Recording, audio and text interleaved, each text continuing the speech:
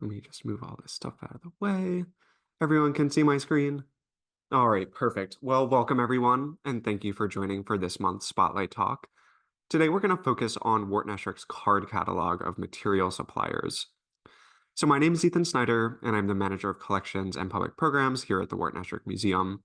And while I'm always delighted to deliver these talks on a monthly basis, I'm especially excited today because we have a really exciting topic to discuss. So the card catalog that we're going to focus on today documents some of the stores, the individuals, and the companies that Esherick acquired his materials from for his very multidisciplinary art practice. This practice, as so many of you know, includes drawing, painting, printmaking, furniture, sculpture, metalwork, architecture that is interior and exterior, and so on and so forth. So this catalog is truly an incredibly rich resource as it helps us do deeper research on our collection and deeper research into Esherick's legacy. So we'll begin the talk by discussing or giving some context to this collection that documents Esherick's material and service suppliers. Then we'll move into surveying the supplies that Esherick used for many of the media that he worked in during his career. And then we'll go and unpack a couple objects in particular using this card catalog as our context. So as you might imagine, this catalog is made up of dozens and dozens of index cards. It seems pretty simple, I think, but it gets a lot more complicated. So in general, each index card contains a typewritten note with a material like shingles or service like a shipping agent at the top. And underneath that, there's usually the name of an individual, a store, or a manufacturer, along with their address. Some cards were revised over time with original entries crossed out and new ones introduced, as we'll see throughout this talk. And at other times, there are handwritten notes that appear. They might add another supplier to the existing index card, and sometimes they're just there to kind of add a little bit more context to one of the entries. So some of the handwriting that appears on these index cards do appear to be Wharton Esherick's own handwriting, but others appear to be written by Letty Esherick, as well as a family friend named Priscilla Bunton, both of whom kept records of Esherick's work in the 1920s and 1930s. We don't know exactly when this card catalog started, and it's possible that it could date back as early as the 19-teens, based on the inclusion of painting supplies like paints and varnish that Esherick would have been using early on, but I don't think it starts that early, but it's still a possibility. I think instead it's more possible that this card catalog could be dated to around the time that Letty Esherick began keeping records for her husband, just around 1920 in the form of a ledger book that we've talked about in the past. And if you're interested in learning about some of these other forms of Esherick's record keeping and the women who did this work for him, check out our Spotlight talk from a couple months ago that highlights his ledger book and a couple other card catalogs that we have in our collection. So what type of materials are represented in this card catalog? Of course, we have our standard woodworking equipment like files, rasps, hardware, machinery, and pulleys for hauling lumber into the studio, plus things like leather, upholsterer's supplies, and dyeing supplies for making cushions, strap seats, and the occasional easy chair.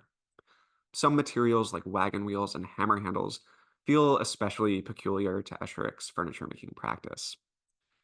There are also materials relating to his architectural work, so we find card catalog entries for glass, shingles, steel tubes, and tile. And then there are some curiosities, like piano tuners, violin makers, and cinematographers that I would really, really love to learn more about. So while Esherick was indeed a craftsperson and artist working at a small scale, I think that this catalog really reflects the state and scale of industrial arts in the early 20th century. At that time, Philadelphia was known as the workshop of the world, and I think that Esherick's card catalog gives us a peek into that. It also gives us just one artist's own perspective into a vast world that includes manufacturers, retailers, and individuals that worked in the supply chain of the decorative and studio arts. Esherick sourced many things locally in places like Paoli, Malvern, Wayne, Phoenixville, and Kimberton, through the main line and into Philadelphia. However, some cards show supplies and suppliers that were based out of locations in New York, Connecticut, and Wisconsin as well. So many of the supplies that Esherick needed and used in his printmaking practice can be found scattered throughout this card catalog collection. These materials include wood engravings and wood blocks, engraving tools, paper, ink, and rollers. The supplies that we find, or that we can find out the most about, include the suppliers for Esherick's paper, ink, and wood blocks in particular. The geographical area that makes up a relatively small collection of suppliers is also surprisingly large and raises some interesting questions. So, this kind of collection that we see here on the screen not only includes locations in Philadelphia, but suppliers based out of New York City, as well as a small town in upstate New York called Cattaraugus, which is located about 50 miles south of Buffalo. So, supplies such as paper and ink rollers, as I just mentioned, were sourced from places in Philadelphia. We know that Esherick used a number of different types of paper to different ends, whether it was for printing, matting, packing, and the like. The paper that appears most integral to Esherick's printmaking practice, however, was sourced in Philadelphia from the Japan Paper Company. And we know from many prints in our collection and the large stack of unused paper that sits on site that Esherick worked with Japanese made paper created from organic fibers and different types of plants. The Japan Paper Company was an American firm that specialized in importing Japanese made paper into the United States. And the company was active from the early 20th century all the way up through the 1980s, championing handmade paper for an American market. They imported a broad range of fine papers of different levels of fibrosity, paper of different and varied tones, as well as paper that was meant to be used outside of the fine and decorative arts, such as letterhead. In addition, new series of paper were constantly being introduced to consumers through the company's tenure. And while the company contracted with like official retailers throughout the United States, they retained two headquarters where paper was sold from in both New York City and Philadelphia, as we can see here. And print rollers were also sourced from Philadelphia from a company called O.J. Main Co. I think I'm pronouncing that correctly, which is or was located on one of Philadelphia's many small alley streets called South Hutchinson, which is now on the campus of Jefferson University Hospital and just a couple blocks from where I am in my home today. However, the company also had an operation based out of New York City as well. It appears that O.J. Main and Co.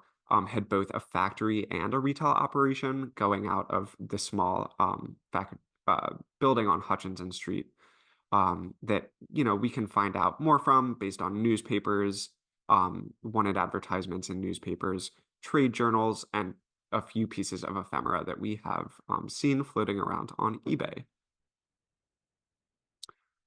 So ink, as well as engraving blocks and engraving tools, appear to have been sourced from New York City. The supplier in New York City that we can learn the most about is Charles Helmuth Inc., who happened to sell printer's ink. The company was founded in the early 20th century to supply an ever-growing print industry that produced newspapers, journals, photographic reproductions, and the like. The company both manufactured inks and served as a sole agent selling German-made ink. The company's purpose-built building that we see on the right side of the screen from this Google Maps street view, which is still standing, is on West 18th Street in New York's Chelsea neighborhood, and it housed Charles Helmuth's manufacturing operations in basement vaults, retail space on the first floor, and the company actually leased space on the floors above for various printing firms. And looking at extant advertisements from the firm, I was able to learn that they sold a variety of specialty inks for printmaking processes, such as relief and lithography printing. They produced bitone inks and lots of different other things. But interestingly, they also branched out to meet kind of what I would call adjacent printmaking needs. So not ink necessarily, but they started to make varnishes to protect finished prints, and they created a product that they called Solvine that was used to clean ink from printing plates. So they're kind of trying to get further into the printing industry by producing different products.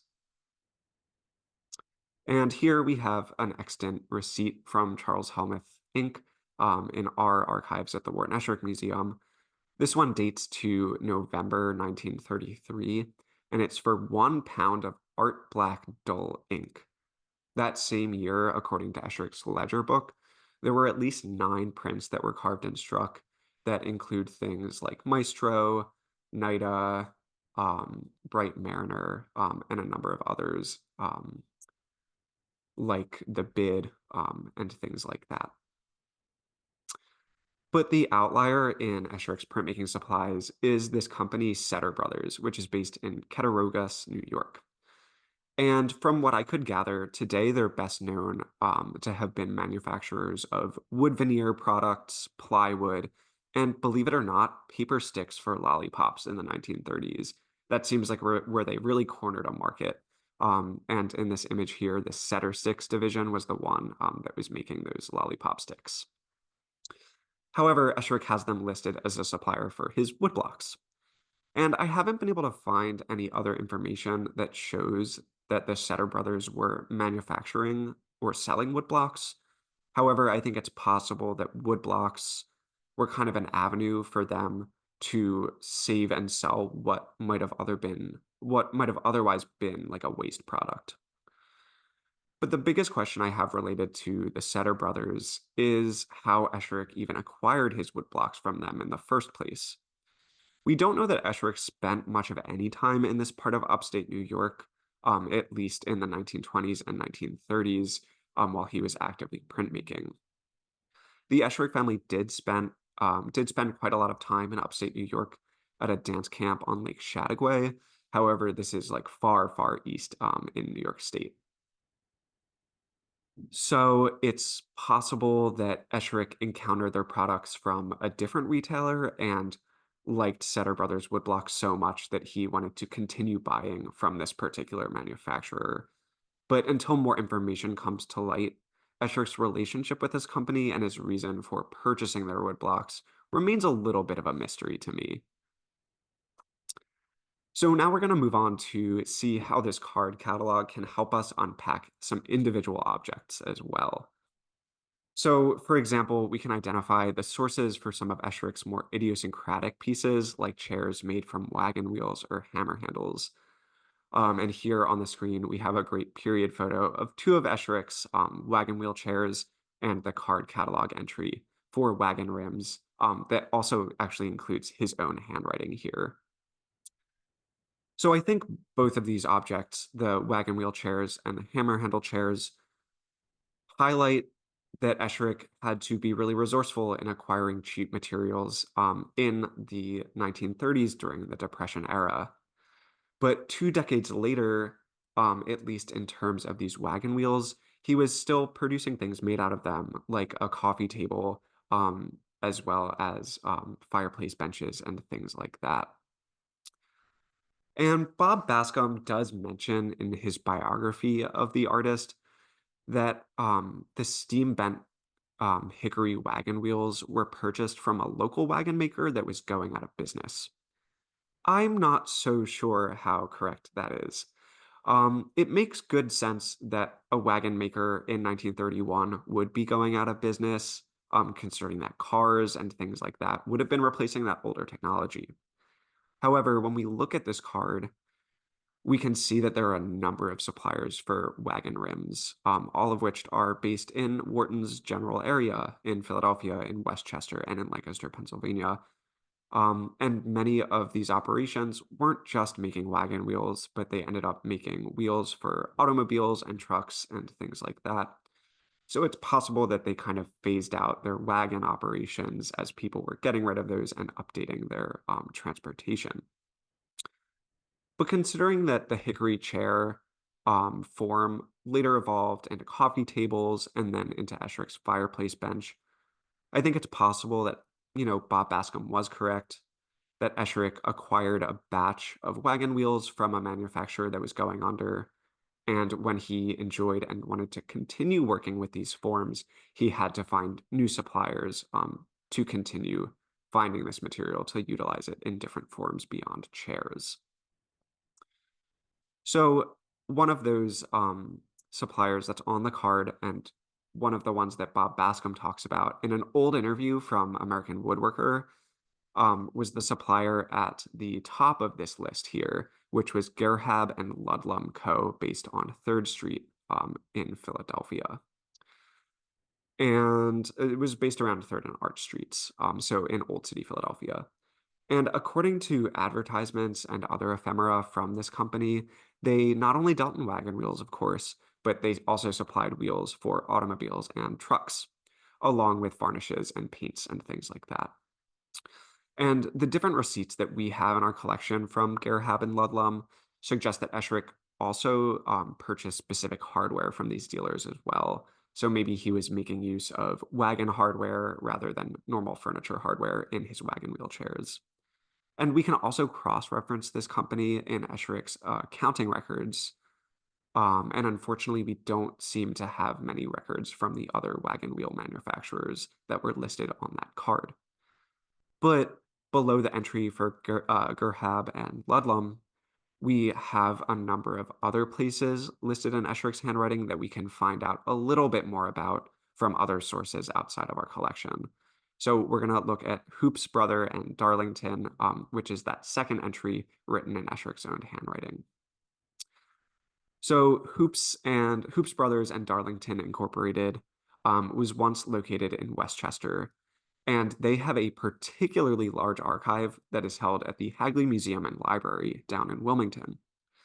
And the company began in the latter half of the 19th century producing spokes for wagon wheels before becoming one of the country's largest wheel manufacturers by the 1880s. And here we have a wonderful engraving on the right-hand side of the screen from the Hagley Museum and Library that shows Hooper and Darlington's Westchester factory just around 1900. And their collection also contains photographs from the company's award-winning display at the 1876 centennial that you see on the left side of the screen. And otherwise, they have lots of interesting photos of workmen, their Mississippi-based sawmill, as well as copies of letterheads and other ephemera. So it's hard to be certain where Esherick sourced the leather that he used to make the strap seats and the backs of his wagon wheel chairs, since records beyond this index card are either scant or kind of lack the specificity that I would want them to have. However, considering that most all of the other materials for these wagon wheel chairs were sourced locally, I'm led to believe that the leather must have come from a tannery nearby in Philadelphia. And you'll see on this card that there are tanneries based in places like Peabody, Massachusetts, which we know Esherick worked with when he was making his elkskin and rawhide easy chairs. And for something like that, it seems that Esherick was a little more picky about the leather that he wanted to use, since it would be covering a whole piece of furniture. So curiously enough, and I learned this during my research for this talk, wagon wheels and wagon rims were also found in Esherick's hammer handle chairs that were made for the Hedgerow Theater. I'm not too sure about the specifics, but that'll be, for future research and a future talk. Um, However, at this juncture, records in our client accounts relating to the variety of hammer handle batches that Esherick made for the Hedgerow Theater, we can at least say at this point that a half set of rims were used for a batch of hammer handle chairs. Luckily, we can trace most of the materials for the hammer handle chairs, um, and the hammer handles themselves seem to have been sourced from an individual, Milton Landis, based in Coopersburg, Pennsylvania, just outside of Allentown, who, as we can see from the right side of the screen here, was a handle manufacturer making pickaxes or pickaxe handles, hammer handles, and hatchet handles. And on the receipt here, we can see that there are notes for axes, adzes, and things like that.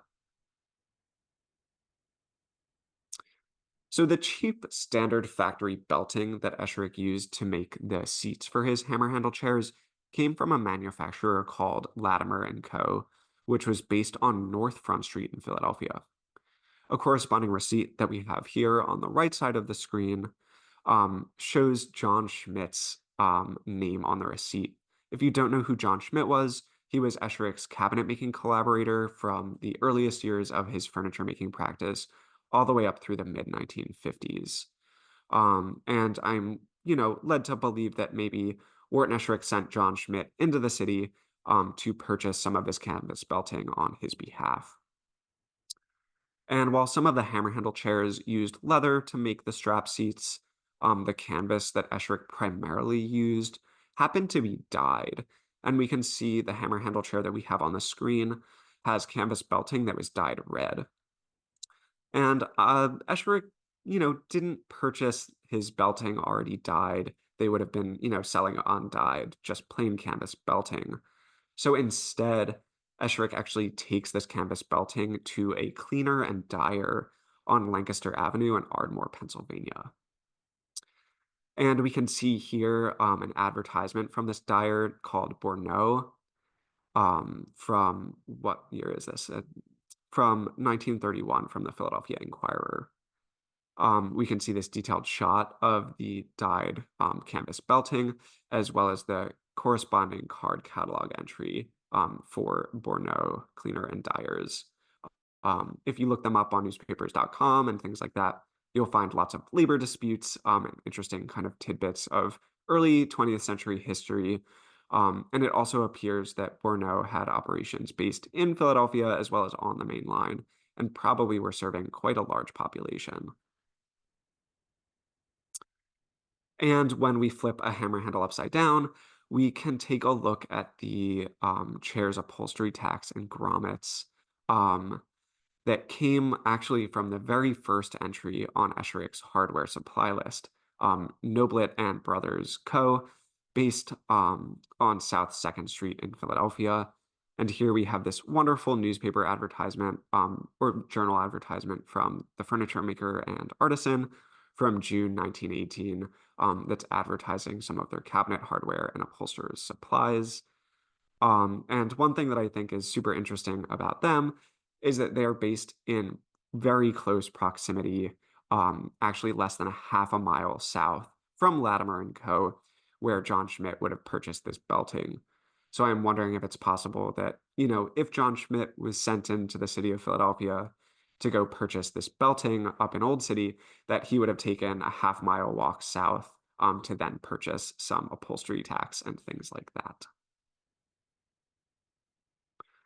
So as we can see, this card catalog can help us unpack so many different things, from just one of Esherick's many artistic practices down to the individual objects that he made. However, kind of taken as a whole, there are so many ways that this card catalog can be interpreted. In one sense, we can understand what is a relatively straightforward card catalog as a peek into the larger Philadelphia area when it was known, as I mentioned earlier, as the workshop of the world, driving industries, arts, and crafts in the region and around the globe. It also highlights that skilled craftspeople were still common by this point in time and working in so many different industries. In addition, and as I mentioned towards the beginning of the spotlight, we can also think about this card catalog as just one individual artist's perspective into a vast world of industry and industrial arts in the early 20th century. Esherick's perspective into this world shows us something that I think makes objects so powerful, that no one craft and no one object lives or exists in isolation. Working in wood, as Esherick did so often, suggests knowledge and use of so many other materials and processes, from textiles and leatherwork to jeweler's tools, paper quality, and dyeing, and that's just kind of scratching the surface. So you might be asking whether we can trace Esherick's materials back even farther than this. And yes, it's true, we can, and we have traced back Esherick's materials even further than where he was getting them, such as tracing Esherick's tropical hardwood all the way back to its source in a blog post that we put up a few months ago.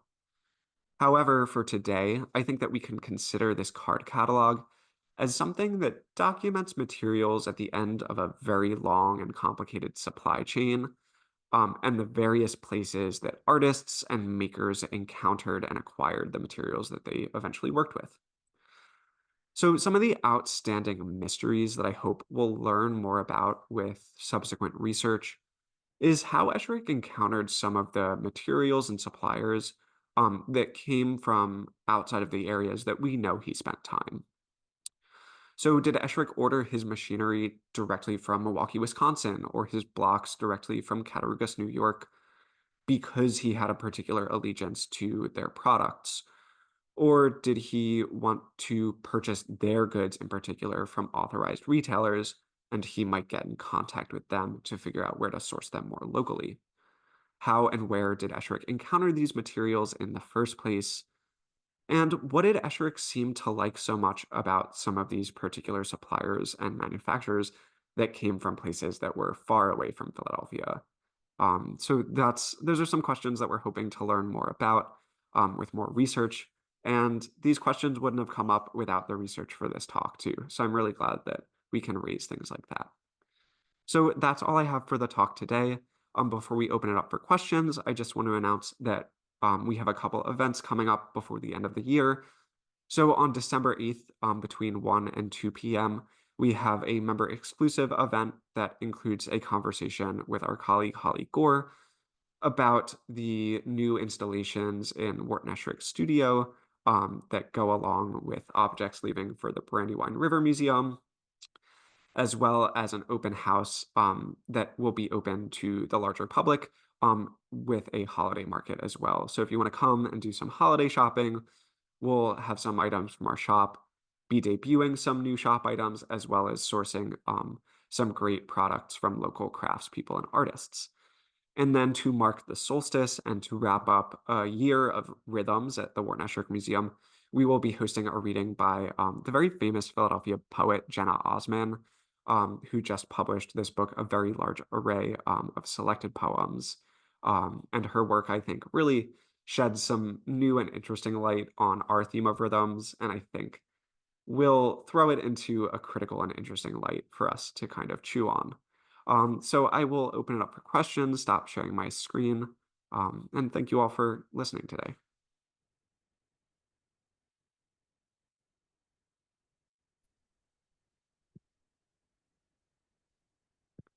And I will also just make a pitch. Go check out this. If or let me say this: if you found this talk interesting, I would highly recommend going to see this exhibition at the Pennsylvania Academy of Fine Arts called "Unpacking the Attic." It's, I want to say, over 800 objects from the Atwater Kent collection.